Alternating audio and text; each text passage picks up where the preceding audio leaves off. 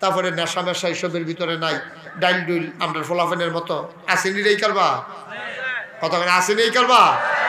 সমাজ আজকে শেষ হয়ে গেছে। আমি আফসুসের সাথে বলি আমি আমার এক এলাকায় গেছি পরে কইতে আছে, তারা কইছে আমার কইছে হুজুর যখন নেতা এলাকা তাই তখন ফেন্সি ডিলের দাম বেড়ে যায়। আমি বুঝলাম না কথাটা, নেতার লোকে ফেন্সি ডিল, এবারে কি ফেন্সি ডিল বেছে কয় না, এবারে আইলে ফলাফাইনে ক্যাশ টেহা দেয়, এই ক্যাশ টেহা দিয়া ফলাফাইনে মুরালি খাইয়া লজেন খাইয়া ইতিহাস শেষ করতে পারে। এর লেগা কম টেহা বেশি কিন্তু খাইয়া লাউন যায় তাড়াতাড়ি। এটা কিতা এটা বার করছে ইয়াব্বা, এটা বার করছে ফেন্সি ডিল। মুখটা খুললা ঘরত 500 নাই, ছুট করে 500 নাই, গ্লাসের পানির মতো টান দিয়া 500 1000 টেহা নাই। এই নেতা এলাকা তাইয়া কাঁচা টেহা দেয়, আর কাঁচা টেহা দিলে ফলাফল নেশার কবলে পড়ে। প্রশাসনিকভাবে কোনো পদক্ষেপ নেওয়ার কোনো ব্যবস্থা নাই। এই গ্রামগুলো আমাদের এই কসবা, ব্রাহ্মণপাড়া, পরিচক, এগুলো হচ্ছে বর্ডার বেল্টে গ্রাম। আখাউড়া এগুলো বর্ডার বেল্টে। এই বর্ডার দিয়া এই সীমান্ত দিয়া সকল মাদক পাচার হয়। আমার যুবকেরা ওই মাদকের কবলে পড়ে। আজকে আমার যুব সমাজ ধ্বংস হয়ে যাচ্ছে, ঠিক কিনা বলে? এখন আপনার ভিতরে বুঝুন না মানুষ আছে, সব জকের আমার কথার লোক একমত হয়ে যাবো এরকম না। আপনার ভিতরে বুঝুন নাও তো আছে কেন, আমার তো চালাক বেড়াই তার আছে না। এই দেখবেন ওখানে গিয়েছে না, এই হুজুরে যে ওয়াজটা করলো ওই নামাজের বিষয়টা, এটা কি এত সোজা? পুরা কসবা থানার মধ্যে পুলিশ আছে কয়জন আর গ্রাম আছে কয়টা? তো পুলিশে নামাজ আইন করলেও পুলিশে গিয়া বুঝি মইনপুর পাহারা দিব, কাইমপুর পাহারা দিব, তারপরে ওই খেওড়া দেওড়া কখনো কসবাটা কি দূরা, এটা কেমনে হুজুরে যে কইলো এটি কেমনে পুলিশে পাহারা দিয়া মানুষের নামাজ পড়াইব, এটা তো অতি আশ্চর্য, এটা অসম্ভব, এটা কোনোদিনও সম্ভব না। আমি কই সম্ভব। আপনার আমার কাছেও ফইলা মনে হচ্ছে এটা তো ঠিকই, এটা তো ঠিকই। কহেন দিয়া কসবা ইন্ডিয়ান বর্ডারের লগে হেগুল দিয়া কখনো মেইন রুট ফারুইয়া, ব্রাহ্মণবাড়িয়া রুট ফারুইয়া, ওই সিফা সাফার ভিতরে বেড়ে কসবা আছে। আমি তো গেছি তো হেডির ভিতরে আছে। তো কসবারও তো আরো শুরু জায়গা না, এত বড় কসবার মধ্যে কয়জন পুলিশে এই আইন করে নামাজ পড়াইব কেমন, এটা তো চিন্তার বিষয়। আমি মুডেও চিন্তার বিষয় না, মুডেও চিন্তার বিষয় না। মনে করেন জমার আজান, সহজ করে কইতে আসি, মনে করেন জমার হ্যাঁ তো কিতা করো চেয়ারম্যান সাহেব বল আমিন কর। এই তো মাশাআল্লাহ, আমাদের চেয়ারম্যান সাহেব আজকের মাহফিলের প্রধান অতিথি, উনি আমাদের মাঝে হাজির হয়েছেন। বলেন আলহামদুলিল্লাহ, বসেন। মাশাআল্লাহ, বলেন আলহামদুলিল্লাহ। যেই কথাটা কইতাম ইসলাম, চেয়ারম্যান সাহেব বুঝে রাস্তাতে এটা হুন্যাইছে। ওই যে চেয়ারম্যানের দায়িত্ব হলো ইউনিয়নের ভিতরে সবার জন্য নামাজের ব্যবস্থা করে, এর মধ্যে হুন্যাইছে না। তো এটা উনি পারতো না, মাই দিয়ে পারতো না, কারণ এটা উফের তাওন লাগবে, ঠিক কিনা কও? সংসদে আইন পাস না হইলে উনি এই আইন করতে গেলে এবার সারা বেড়া ছোটাই দিল। আর মাইকে দিয়ে এবার যদি আইন করতে যা যে আমার ইউনিয়নে বেনামাজি কেউ থাকতে পারত না, এবার নামে দেখবা কত ধরনের ঝামেলা, কত উপরতে আবার সাফাইব। আবার আপনি মাইকে দিয়ে তো ডেমিশন ধরেছেন কবে? এবারে ডাকাইয়া নিয়ে উফের তারা নানানভাবে দম খাইব, পুলিশ প্রশাসন এবারে নানানভাবে হেনস্থা করব রাষ্ট্রের পক্ষ থেকে। কিন্তু সরকারের যদি সিদ্ধান্ত হয় তাহলে এটা সহজ হবে, এটা কঠিন কিছু। আচ্ছা সহজ করে বলি, ওই যে আমি কইতাম এটা কিভাবে সম্ভব, এটা অনেক সহজ। মনে করেন জমার আজান পড়ছে পরে পুলিশ যখন আইন পাশ হয়েছে যে 5 ওয়াক্ত নামাজ জামাতে মসজিদে গিয়ে আদায় করতে হইব, পুলিশে করছে কি তা আপনার কসবা কদমতলিতে নয়নফুল পর্যন্ত গাড়িটা লইয়া বাড়িছে, দেখি ঘুরান দিয়া কেউ রে পাইনি। পাইছে মইনপুর বিডিআর ক্যাম্পের ভিতরে এই সামনে বইয়া একটা ঠ্যাঙ্গের উপরে ঠ্যাং তুললা রিক্সাওয়ালা বিড়ি টানতে আসছে। এমন টাইমে পুলিশ আইয়া কয় আজান পড়ছে না হলো? কই জি স্যার আজান পড়ছে। কই তুমি শুনো নাই যে আজান পড়লে সব মসজিদে যাইতে হইব, তুমি রিক্সা মসজিদের সামনে তালা দিয়া মসজিদে না গিয়ে বইয়ে বইয়ে বিড়ি না তারে বান্ধিয়া হতাইছে তারে এই ইয়া লাগে হ্যান্ডকাফ লাগাইছে পরে বিডিআর ক্যাম্পের কাছে একবারা সিটাগাংতে বাইতে আছে মইনপুর পশ্চিম পাড়া, হ্যাঁ বলে বিডিআর ক্যাম্পের হেঁটে ঢুকতে আছে, আইতে দেখে আইছে এক তারে এই ইয়া লাগাই রাখছে, হ্যান্ডকাফ লাগাই রাখছে। তার বিড়ি টানবো দূরের কথা, তার দমস ওটাই নিছে, আগে বিড়ির দমস ওটাইছে, তার দমস ওটাই নিতে আছে। এখন এবারে দেখে সেটা পশ্চিম পাড়া ফোন দিছে, ফুতরে কই জিয়াব্বা কই তুই কো কা আমি তো বাজারও কবে কিতা আইতে আছে তাড়াতাড়ি মসজিদ হলো। আমি বলেছি মনপুর ওই বিডিআর ক্যাম্পের কাছে একটা লোককে যদি অ্যারেস্ট করা হইতো আর একটা লোকের হাতে যদি হ্যান্ডকাফ লাগানো হতো, গোটা কসবা একটা মুহূর্তের ভিতরে মোবাইলের মাধ্যমে খবর চলে যেত। দেখবা যে সব লোক গিয়ে মসজিদে ঢুকছে, হ্যাঁ তো কাব্য ওজুন হইতো, কারো ওজুন তোরা ভিতরুক আগে ভিতরুক, এরপরে যে ওজু ওজু করে আগে পুলিশের হাতে বাইক চালো, কাম লাগলে গুসল করে লাগি পরে দিয়ে। আব্বা একবারে সহজ, একবারে সহজ। এই জন্য বলছিলাম আইন করে যদি বাল্য বিবাহ বন্ধ করা যায়, আইন করে যদি পলিথিন বন্ধ করা যায়, আইন করে যদি প্রকাশ্যে ধূমপান বন্ধ করা যায়, আইন করে শতকরা ৯২ জন লোক মুসলমানের দেশে নামাজও কায়েম করা যায়, ঠিক কিনা বলেন? শুধু একটা সিদ্ধান্ত, শুধু হা জয়যুক্ত হয়েছে এরকম একটা সিদ্ধান্ত। ৩০০ মানুষ মিলে, ৩০০ লাগে না, ১৫১ জন, মাত্র ১৫১ জনে যদি একমত হয়, হ্যাঁ আজকে থেকে আজান পড়ার পরে সব কাজ বন্ধ, আমরা সবাই মিলে নামাজে চলে যাবে, আর নাই তো তার হয়তো মামলা হবে, নাইলে তার ব্যাপারে জরিমানা হবে, নাইলে তাকে সময় দেওয়া হবে সংশোধনের জন্য। দেখবেন মাত্র একটা দুইটা একটা সপ্তাহ আপনি দেখবেন গোটা বাংলাদেশে নামাজের সময়ে আর একটা লোকেও রাস্তাঘাটে পাওয়া যাবে একবারে। আপনার যে এত খাতির ফিরসা হুজুরের লগে, আপনি ফিরসা হুজুরও কইতেন পারবেন নিজে, হুজুর আমি তো আপনার আব্বা রাহি, আমার যেহেতু আপনার নাতিন, আপনার নাতিনের বিয়ে হয়েছে, আপনি কইলাম কানের জিনিসটা দিবেন, এই কথা কনের মতো বাংলাদেশও কোনো মুরিদ নাই কোনো ফির সাহেবের কাছে, ঠিক কিনা কম?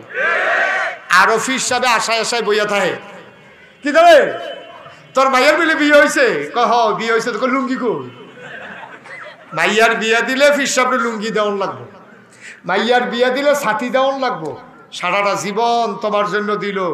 এই মাইয়ারা তোমারে দাদা দাদা রাখছে, তোমারে বাইরে খাওয়াইছে, তোমারে ছুটটা থাকতে বাতাস করছে কাছে খেরুইয়া খেরুইয়া, এই মাইয়ারার বিয়ে হইতে আছে, তোমারে দাদা দাদা রাখে। তোমার দায়িত্ব হলো এই অসহায় মেয়েটার বিয়ের সময় অন্তত একটা না একটা কিছু উপহার দিয়ে ইতিহাস তৈরি করা, ঠিক কিনা বলে? কিন্তু আফসুস এ জাতির জন্য, আফসুস আফসুস। নবীজি তার উম্মতরে দেয়, নবী তার সাহাবারে দেয়, আর আমরা এমন ফিরসা বইছি মুরিদের বেলা সব সময় এই খাদ্যটা তো খারাপ হয়েছে, এইটা হিকছে জীবনে, এইটা হিকছে না কারা যেন এরকম করছি, আবার ঘুরে যাই খারাস কর হবিন নিবে টাকা খা, রিক্সাওয়ালার টাকা খা, ফিরসাব ফিরসাব নাদান তোমার হয় না, তোমার হয় না, তুমি মানুষরে বুঝাইতে আসো এই তুমি বাবা দুনিয়া ছাড়ো, দুনিয়া ছাড়ো, আখেরাল মুখী হও, দুনিয়া ছাড়ো। মুরিদরা সব দুনিয়া ছাড়াইতে আছে, আর হেবাড়ায় খেত রাখতে রাখতে নিজের গ্রাম বাদ দিয়ে আরেক গ্রামে গিয়ে ঢুকা লাইছে, ঠিক কিনা কও? নিজের বাড়ি শেষ কইরা, গ্রাম শেষ কইরা আরেক গ্রাম পর্যন্ত ঢুকা লাইছে, জবাব দিতে হবে কিয়ামতের ময়দানে, ঠিক কিনা কও? খালি নমুনা ধরে থাকলে ফিরসা বন যায় না, সুন্নত তরিকার বাইরে, কোরআন সুন্নাহর বাইরে কোনো পিরালি নাই, ঠিক কিনা কও? আল্লাহর নবী মুহাম্মদুর রাসূলুল্লাহ সাল্লাল্লাহু আলাইহি ওয়াসাল্লাম ১৫০০ বছর আগে যখন দ্বীনের দাওয়াত দিলেন, তিনি ১৩টা বছর মক্কায় শুধু দাওয়াত দিলেন, সবগুলা মানুষকে সংশোধন করতে পারলেন না। মানুষ হয়ে গেল দুই ভাগ, একদল আল্লাহওয়ালা আর একদল শয়তানওয়ালা, একদল জান্নাতি আর একদল জাহান্নামী, একদল ফেরেশতার চাইতে উত্তম আর একদল জানোয়ারের চাইতে খারাপ। দুই দলের কথাই কোরআনে আছে। যারা জান্নাতি, যারা আল্লাহওয়ালা, যারা ফেরেশতার চাইতে উত্তম, তাদের ব্যাপারে আল্লাহ ঘোষণা দিয়ে দিলেন রাদিয়াল্লাহু আনহুম ওয়া রাদু আনহু, তাদের ব্যাপারে আল্লাহ খুশি, আল্লাহর ব্যাপারে তারা খুশি। আর যারা জাহান্নামী, যারা শয়তানওয়ালা, যারা ওই শয়তানের চাইতে আরো নিকৃষ্ট, ওরা কারা? ওদের ব্যাপারে কোরআনে আল্লাহ আয়াত নাজিল করে দিলেন ওয়ালাহুম কুলুবুল লা ইয়াফকাহুনা বিহা ওয়ালাহুম আয়ুনুল লা ইউবসিরুনা বিহা ওয়ালাহুম আযানুল লা ইয়াসমাউনা বিহা উলাইকা কাল আনআম বাল হুম আদাল। আল্লাহ কয়, ও মনপুরের মানুষ, শোনো শোনো শোনো, দুনিয়ার ভিতরে একদল মানুষ আছে, ওয়ালাহুম কুলুবুল লা ইয়াফকাহুনা বিহা, তার মন আছে কিন্তু সে বুঝে না, ওয়ালাহুম আয়ুনুল লা ইউবসিরুনা বিহা, তার চোখ আছে কিন্তু সে দেখে না, ওয়ালাহুম আযানুল লা ইয়াসমাউনা বিহা, তাদের কান আছে কিন্তু সে শুনে না। উলাইকা কাল আনআম, ওরা হলো চতুষ্পদ জানোয়ারের মতো। আমরা বলি আল্লাহ সে কি জানোয়ার? আল্লাহ কয় না, বালহুম আদাল, সে জানোয়ারের চাইতে নিকৃষ্ট। ও মুসলমান, 13টা বছর আল্লাহর নবী সবাইকে বুঝালেন, প্রস্তুত করলেন। এর মাঝে আবু জেহেলও রয়ে গেল, আবু সুফিয়ান, এর ভিতরে রয়ে গেল উতবা সাইবা মুগিরা, আবার একদল হয়ে গেল আবু বকর, ওমর, উসমান, আলী, তালহা, জুবাইর, আব্দুর রহমান ইবনে আউফ, সাদ ইবনে রবিয়া, হয়ে গেল আব্দুল্লাহ ইবনে আব্বাস, আব্দুল্লাহ ইবনে মাসউদ, আব্দুর রহমান ইবনে আবু বকর। 2 দল মানুষ পরিণত হয়ে গেল।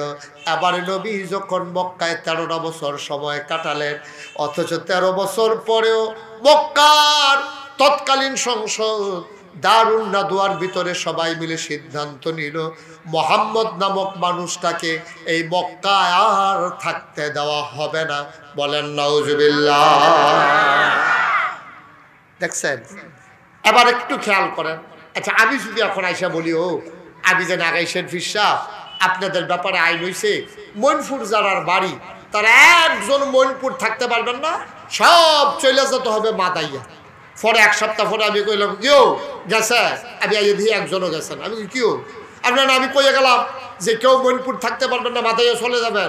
আপনার কবেন, হুজুর মামলো হামলো ফিডা ভিডিও কামলে জলজা বাপ দাদার বিডা হালাইয়া বাড়িঘর কই ডালাইছি, এই বাড়িঘর হালাই দিয়া হুজুর আমরা এই মাদাইয়া গিয়া আমাদের দ্বারা থাকা সম্ভব না, যত শাস্তি লাগে শাস্তি দেয়, কিন্তু আমরা বাপ দাদার বিডা হালাইয়া যাইতাম পারতাম না।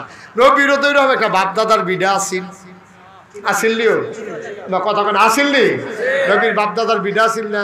নবীর জন্ম মক্কা, শৈশব মক্কা, কৈশোর মক্কা, তারুণ্য মক্কা, যৌবন মক্কা, ব্যবসা করছে মক্কা, বিয়া শাদী মক্কা, নিজের বাড়ি মক্কা, শ্বশুর বাড়ি মক্কা, লেনদেন করছে মক্কা, ব্যবসা বাণিজ্য করছে মক্কা, ভাইয়া বিয়ে দিছে মক্কা, থাকতে পারলেন না মক্কা, চলে যাওয়া লাগলো মদিনায়। এটার নাম ইসলাম। সুবহানাল্লাহ বলবেন না? এটার নাম ইসলাম। উনি তো এত খারাপ মানুষ ছিলেন না। যেই মানুষটা খোলা আকাশের নিচে দিয়ে হেঁটে গেলে তপ্ত মরুর বালুগুলো যখন একেবারে উত্তপ্ত হয়ে যেত, মাথার মগজগুলো যেন ফেটে যাবে, এই মুহূর্তে তিনি যখন মরুভূমির মাঝ দিয়ে হাঁটতেন, অবাক বিস্ময়ে মক্কার মানুষগুলো তাকিয়ে দেখত যে একটা মেঘমালা মাথার উপরে ছায়া হইয়া নবী যেদিকে যায়, মেঘের টুকরাটাও সেই দিকে যায়। সুবহানাল্লাহ বলবেন না? কেমন মানুষ, কেমন মানুষ!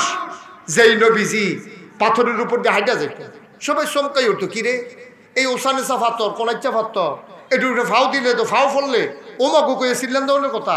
আর নবীজি আটটা জায়গায় দুকটুক পায় না, কই কেমনে আডে দেহি। এবার ফাত্তরের কাছে গিয়া নবীজি হাঁটতে গেছে, ফিসি দিয়ে ফাত্তরটা ধৈর্য দেহে, নবীর সম্মানে, নবীর কদম মুবারকের সম্মানে ওই শক্ত মরু পাথর তুলার মতো নরম হয়ে গেছে।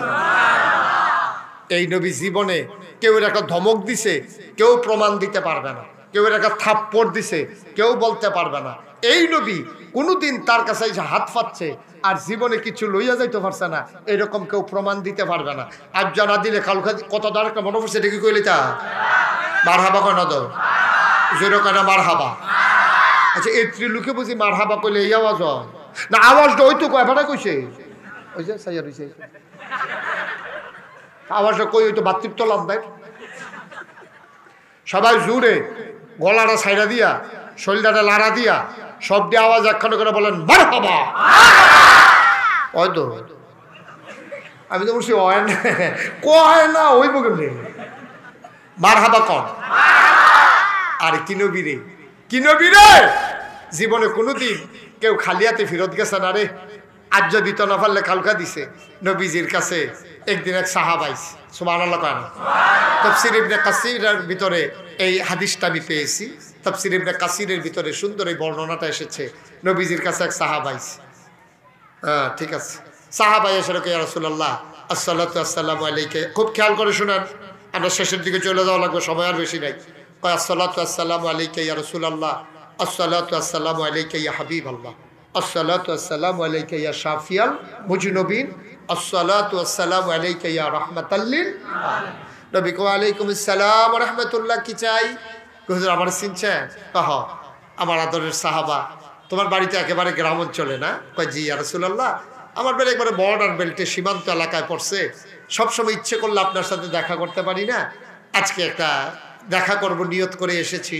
তো নবীজি মুচকে হাসি দিয়ে বলেন, কি খবর? কোনো খারাপ খবর অথবা ভালো বলো, কেন দেখা করতে চাও? সাহাবা বললেন, ইয়া রাসূলুল্লাহ, আপনি তো আমার রুহানি পিতা, আপনি তো আমাদের আব্বার জায়গায় আছেন, তা আমার মেয়ে তো আপনার জন্য নাতিন। এখন আল্লাহর কি কুদরত, ভালো একটা জামাই পাইয়া আপনার আর জানাইতে পারি নাই, আপনার নাতিনের তো বিয়ে দিয়ে ফেলছি। মাশাআল্লাহ বদর যুদ্ধে অংশগ্রহণ করছে, তারপরে নামাজ পড়ে 5 ওয়াক্ত মসজিদে গিয়া যে কোনো যুদ্ধের ময়দানে হাজির হয়ে যায়, নাফরমানি বেঈমানি বেইনসাফির ভিতরে নাই। আমি যে জামাইটা পাইছি এই জামাইটা মাশাআল্লাহ ভালো, কয় নামাজ 5 ওয়াক্ত পড়ে, নেশার ভিতরে নাই, মিথ্যা কথা বলে না, যুদ্ধের ময়দানে যায়, এইভাবে বুঝাইতে কয় ইয়া রাসূলুল্লাহ, জামাইটা ভালো পাইয়া আল্লাহর খাস মেহেরবানি বিয়ে হয়ে গেছে। সুবহানাল্লাহ বলবেন না? নবীজি কয় মাশাআল্লাহ, সুন্দর, আমার নাতিনের বিয়ে হয়েছে, জামাই ভালো পাইছো, আমি খুব খুশি। এবার দেখেন সাহাবাদের লোক নবীর সম্পর্কটা দেখেন, ওই যে কইছিলাম নবীর কাছে জীবনে কেউ খালি হাতে গেছে না, সম্পর্কটা দেখেন। নবীজি আবার ডাক দেয়া কয়, সাহাবা তুমি এই মেয়ের বিয়ে দিছো, ভালো কথা, খুশি হইলাম। ইয়া রাসূলুল্লাহ খুশি হইছেন, ঠিক আছে, তা আপনার নাতিনের বিয়া আপনি কিছু দিতেন না? সুবহানাল্লাহ না কেন? কিরকম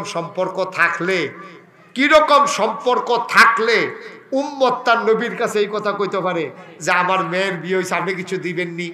সাহাবারা কেমনে দিছে রে দেখ, নবীজি রে কইতাছে, ইয়া রাসূলুল্লাহ আমার মেয়ে, কথা মনে আছে নিও তো আপনার নাতিনের কথা কয় না কেন লোকগুলো, কথা মনে আছে নি?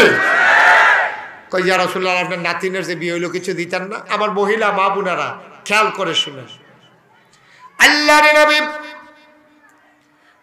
ভীষণ লাজুক মানুষ, তিনি পকেটের ভিতরে হাত দিয়া দেখেন একটা পয়সাও নাই।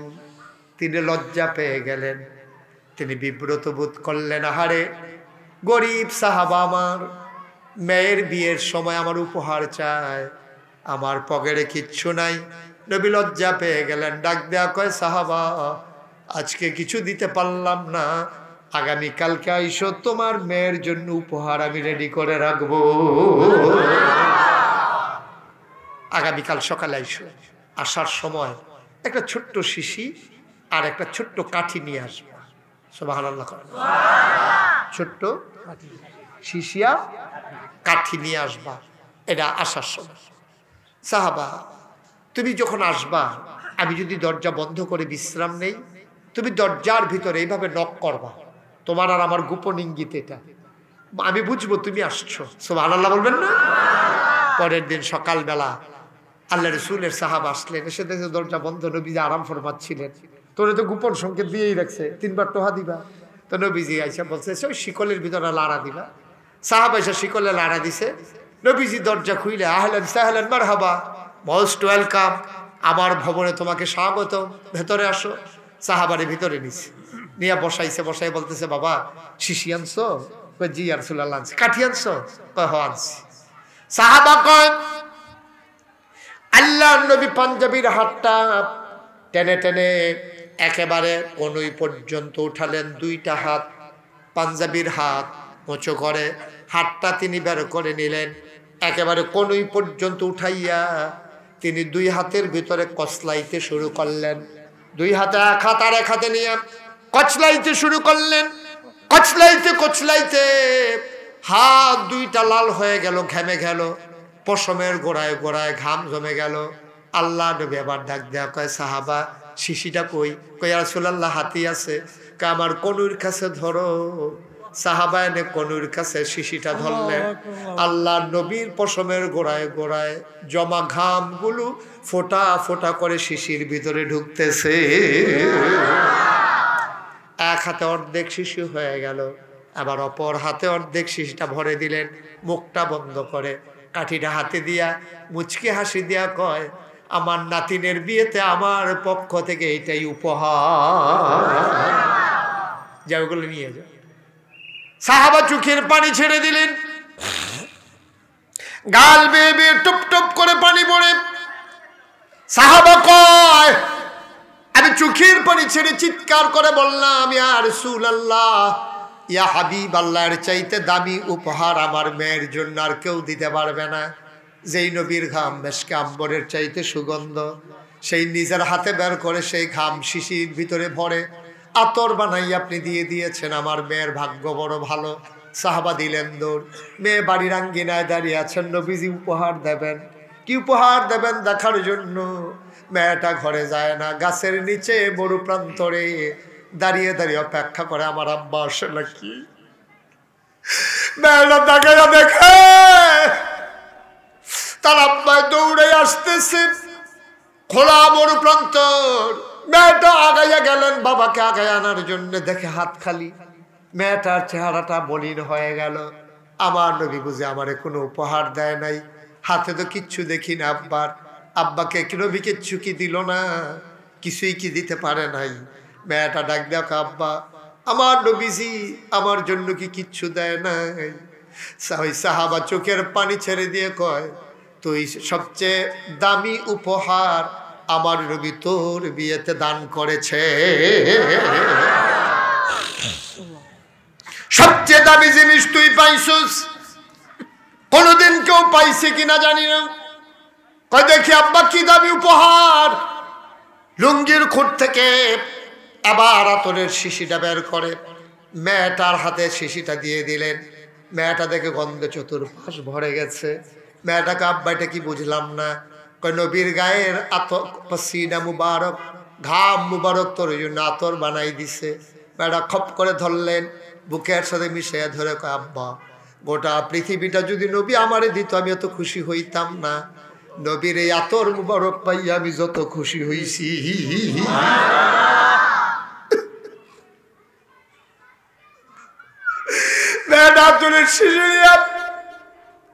একেবারে সন্দুকের নিচে কাপড়ের নিচে রেখে দিলেন লুকাইয়া। ঈদ যখন আসতো, বিয়ে যখন হতো, মেয়েটা আতরের শিশিটা বের করতেন, একটা ফোঁড়া হাতে নিয়ে তার গায়ে মুখে বুকে পুরা অঙ্গে প্রত্যঙ্গে তিনি মাখতেন। গোটা মদিনায় সুগন্ধ ভরে যেত। মানুষগুলো চিন্তা করতো এত দামি পারফিউম, এত দামি আতর কে ব্যবহার করে। মেয়েটা সবাই চিন্তায় পড়ে যেত। সবাই মিলে এই আতরের তালাশ করতো। গন্ধ শুকে শুকে মেয়েটার বাড়ির কাছে আইসা দাঁড়াইতো। চতুর্দিক দিয়ে মেয়েরা লাইন ধরে দাঁড়িয়ে যেত, পুরুষেরা সবাই লাইন ধরে দাঁড়িয়ে যেত। বলতো এই আতর কে ব্যবহার করে? সাহাবা বলতো আমি না, আমার মেয়ে ব্যবহার করে।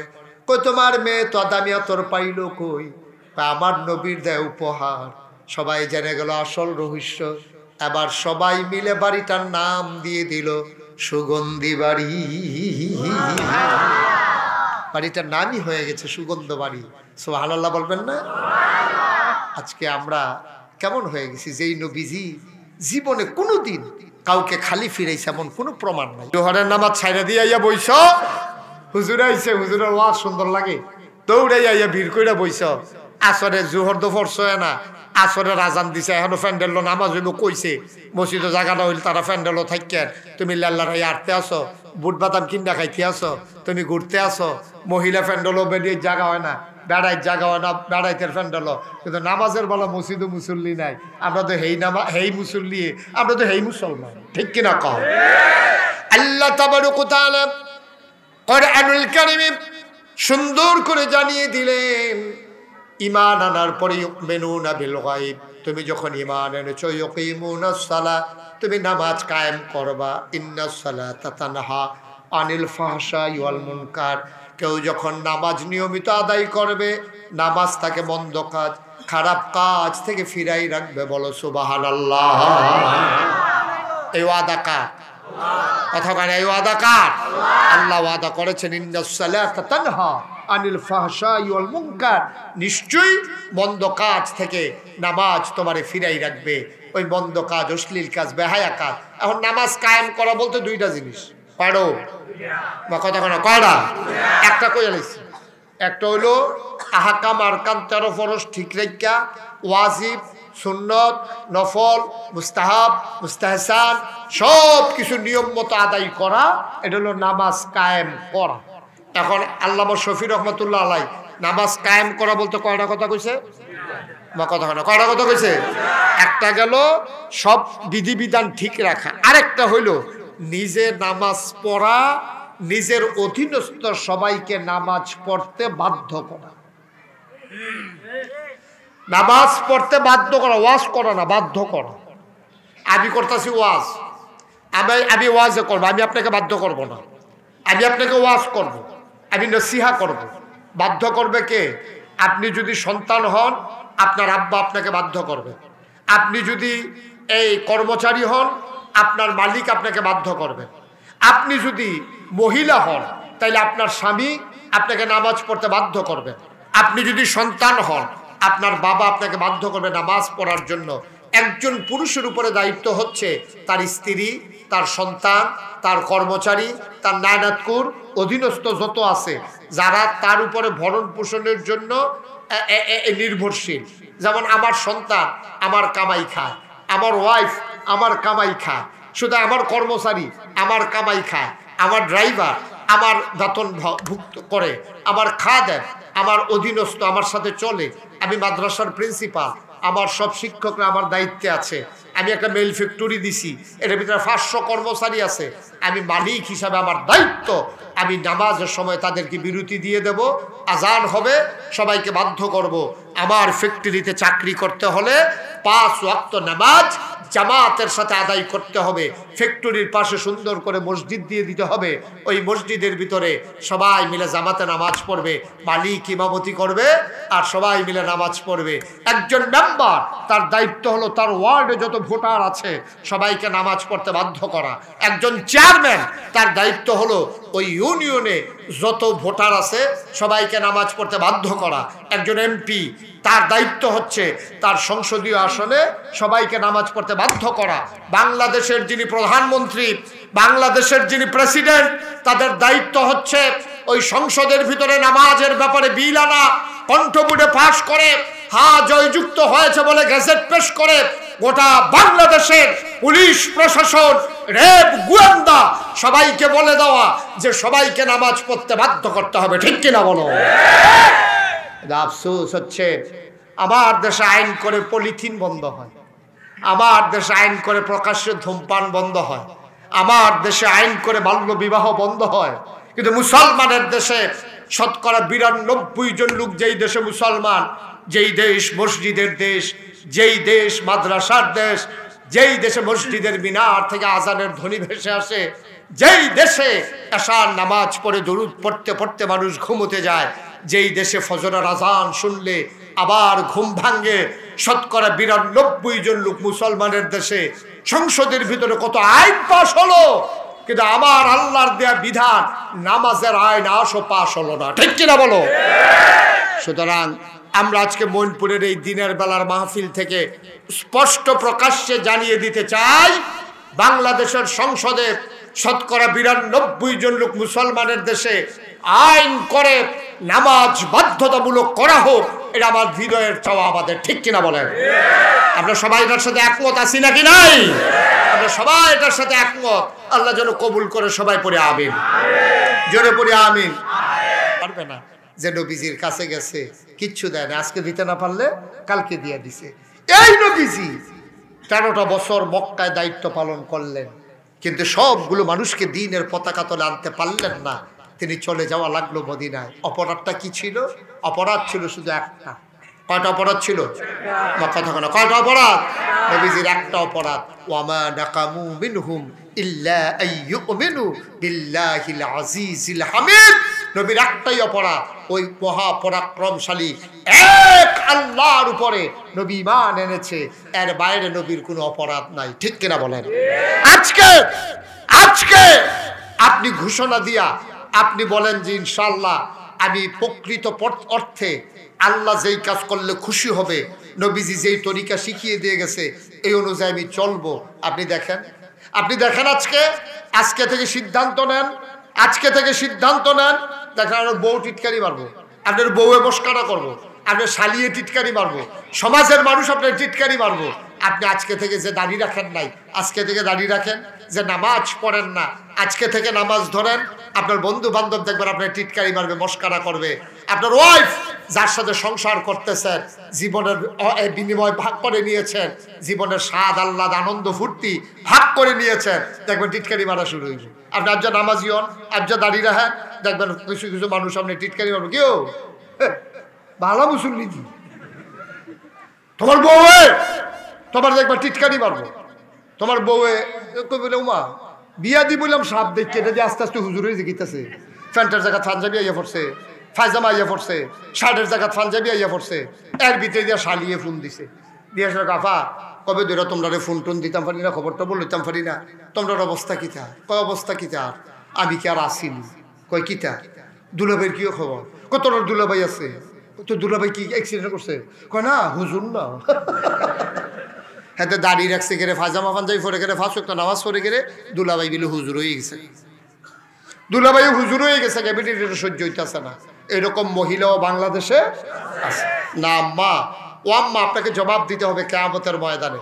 আপনি ইচ্ছে করলে একটা মহিলারা, যেহেতু প্যান্ডেল আছে, এই মহিলাদেরকে একটা ফর্মুলা শিখিয়ে দেওয়া যায়। একটা মহিলা ইচ্ছা করলে এই ঘরটারে সোনার ঘর বানাইতে পারে, ঠিক কিরকম? এই যে আমি ওয়াজ করছি, আমার ওয়াজ এটা এমন আছে রাস্তার হেইখান তাত নাও যাইতে পারে। ওয়াজের জায়গা রয়েছে, এবার বাড়ি সেরে লগের বেড়ারে কইতেছে হুজুরে কত কত কইব, এটা হুন্ডা ফাড়া দিত না, বিড়িটা দে। এবার বিড়ি ধরে ফুয়ার লোকে ওয়াজ উড়াই দিতে আছে, কিন্তু বেড়ি এটা তো সব বেড়াই ধরা। আর্য যদি আমি আজকে এই যে কনকনে ঠান্ডা, যেই বেড়াইতে নামাজ পড়ে না, মহিলা ইচ্ছা করলে আর্য নামাজ পড়াইতে পারবে। আর্য যখন আসার টাইমে এবার ঘরে যাইব, যদি এবিডি জিগা নামাজ পড়ছেন নি, তো না নামাজ তো পড়ছি না, কইব নাকাইশের হুজুরে কইয়া গেছে বেড়ামে যেটা রান্দা বাইরা খাওয়াইতাম পারাম, যেহেতু বয়স হয়ে গেছে গা, কি ওরা ওহদার যাইম কো বাচ্চা কাচ্চা হয়ে গেছে গা, রান্দা বাইরা খাওয়াইতাম পারাম। তবে এক লগে আর থাই হইতো না, এক লগে হতো হতি বন্ধ।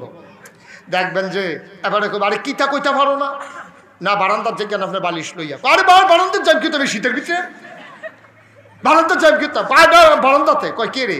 নাকাইশের হুজুরে কইয়া গেছে বেনামাজির লগে আমার আজ্জার থেকে আর মধুর সম্পর্ক রইল না, সাইডেও যাইতাম না, তবে আর ফাইলেন না আর কি আমার দেহা। এই দেখবেন কিন্তু এই যে আনন্দ ফুর্তি আর ভালোবাসা হৃদয়তা, এটা থেকে আজকে থেকে বঞ্চিত।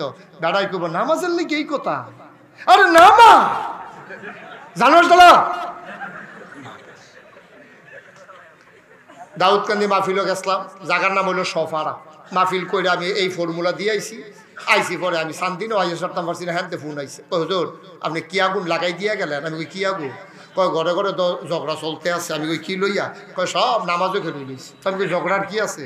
কয় আমরা তো জানালার কাছে দেখে রইয়ে শুনতে আছি, চাচায় চাচিয়ে কথা কাটাকাটি চলতে আছে। চাচিয়ে কইছে বারান্দার যেগান বালিশ লইয়া, এবারে কয় নামাজ লইয়া এত কথা তো পড়েনি নামাজ। কয় হুজুর এবার বিড়ি টান তো লইছিল, বিড়ি ডেটে দিয়ে হালাই কয় জানামাজ টালো যায় নামাজ দিয়া এবারে বিছাইয়া নামাজ পড়তে আছে, আসার নামাজ। বউ জিজ্ঞাসা উজু আসেনি? কয় না উজু তো নাই। হুজুর আপনি কি আগুন লাগাই দিয়ে গেল? অজু ছাড়া সব নামাজও করে লিছে। আমি গাড়ি কফর তো অজু ছাড়াই করতো অভ্যাস কাম লাগলে লাস্টে দিয়ে গোসল করালে বগিয়ে ফর্তক। ইচ্ছে করলে আমার মা ও আমার বোনেরা, আমার মায়েরা, আপনাদের দায়িত্ব আছে আম্মা। ইচ্ছে করলে সংসারটা সোনার সংসার বানানো যায়, একটা সেকেন্ডের ব্যাপার। আপনি আজকে আপনার সন্তানকে বুঝে এতবার মোবাইল ছেলে কেমন আওয়াজ শুনবেন? দুইটা হয় না একবারে। আমিন কম জোরে কন আমিন। তো যেই কথাটা কইতাম ইসলাম যে এইবার ইচ্ছে করলেই, হ্যাঁ ইচ্ছে করলেই আপনার সম্ভব। আমার মায়েরা ইচ্ছে করলে সন্তানকে নামাজি বানাই ফেলতে পারে, ইচ্ছে করলে স্বামীকে নামাজি বানাই ফেলতে পারে। আমার মায়েরা যেন ওই ধরনের মন মানসিকতা নিয়ে সামনের দিকে কাজ করে, আল্লাহ যেন কবুল করে। সবাই কোনা আমিন, জোরে কোনা আমিন। লম্বা সময় কথা বলা যাবে না, যেহেতু আসরের ওয়াক্ত একেবারে কাছাকাছি। আমি শুধু একটা কথা বলি, এই যে নাগাইশের মুশতাক ফয়েজি সাইডে দিয়ে দেখছেন পীর সাহেব, এই পীর সাহেব লেখা দেখছেন, এটা আমার আব্বা ইন্তেকাল করেছেন 85 সালে, আমার আব্বা দাদা ইন্তেকাল করেছেন 98 সালে। মাঝে 13টা বছর, কয় বছর? 13 বছর আমার আব্বা ছিল না, দাদা ছিল। আব্বার পরে দাদার হাতে আমি মানুষ হয়েছি। আমার দাদা এই নাগাইশ দরবারের দায়িত্ব আমার কাঁধে দিয়ে 1998 সালে উনি বিদায় হয়েছেন। দাদা যাওয়ার এন্তেকালের সময় নাগাইশ দরবার ওনার বাপ দাদার এই ছেলে এই ছেলে কারবার ওখানে করে হাজব জেলখানা সব দিয়ে লোকে দেখা দিছে মারহাবা কর। আমার দাদা এন্তেকালের সময় মাত্র 9 শতক জায়গা, কয় শতক? 9 শতক জায়গা নাগাইশ দরবারে রেখে গেছে। আর আজকে নাগাইশ দরবারে আল্লাহর খাস মেহেরবানি 18 একর জায়গা, 1800 শতক। মারহাবা বলবেন না? দাদা দিয়ে গেছে কয় শতক? আর এখন কত শতক? 18 শতক। আরে 1800 মারহাবা কয় না। এখানে 10টা প্রতিষ্ঠান আল্লাহর খাস মেহেরবানি চলতেছে। একটা খানকা, একটা দাখিল মাদ্রাসা, নুরানি মাদ্রাসা, হাফিজিয়া মাদ্রাসা, দাতব্য চিকিৎসালয়, গণপাঠাগার, গবেষণাগার, ছাত্রাবাস, ইয়াতিমখানা, মসজিদ। মারহাবা বলবেন না? আমি আপনারা সোশ্যাল মিডিয়ার সুবাদে অনেকেই জেনেছেন আমি বিশাল বড় করে একটা মসজিদের কাজ ধরেছি।